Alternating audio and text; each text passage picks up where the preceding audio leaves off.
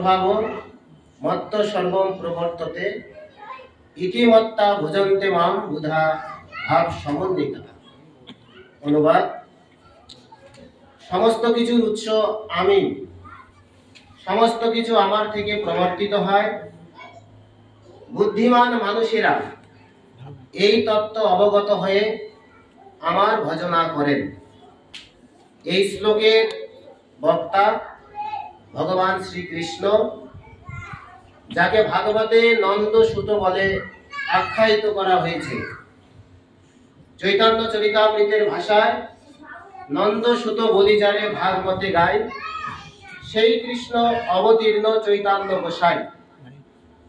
যিনি ভাগবতে নন্দ সুত, তিনি কলিযুগ পাবন অবতারী চৈতন্য মহাপ্রভু। আর তার আজ শুভ আবির্ভাব তিথি। আর শুভ আবির্ভাব তিথিতে আপনারা সকলে আমাকে আশীর্বাদ করবেন, যাতে করে মহাপ্রভুর বাণী প্রচার করতে পারি।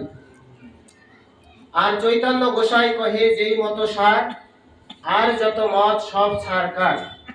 চৈতন্য মহাপ্রভু যা বলে সেটি সার বস্তু, আর এর বাইরে সব অসার। আর চৈতন্য মহাপ্রভুর মতকে যে গ্রহণ করে, সে এই সংসার থেকে উত্তীর্ণ হতে পারবে। আর যে তার মত গ্রহণ করবে না, তাকে জন্ম মৃত্যুর চক্রাকারে আবার ঘুরতে হবে।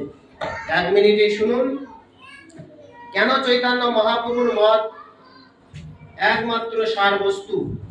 কারণ যিনি কৃষ্ণ, তিনি চৈতন্য।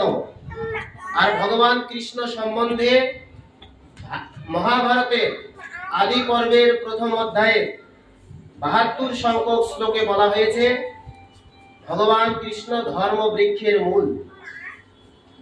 গাছের মূল কেটে দিলে যেরকম গাছ আর বাঁচে না, গাছ আর দাঁড়িয়ে থাকতে পারে না, সেই মতো ভগবান কৃষ্ণকে বাদ দিলে আর ধর্ম থাকে না।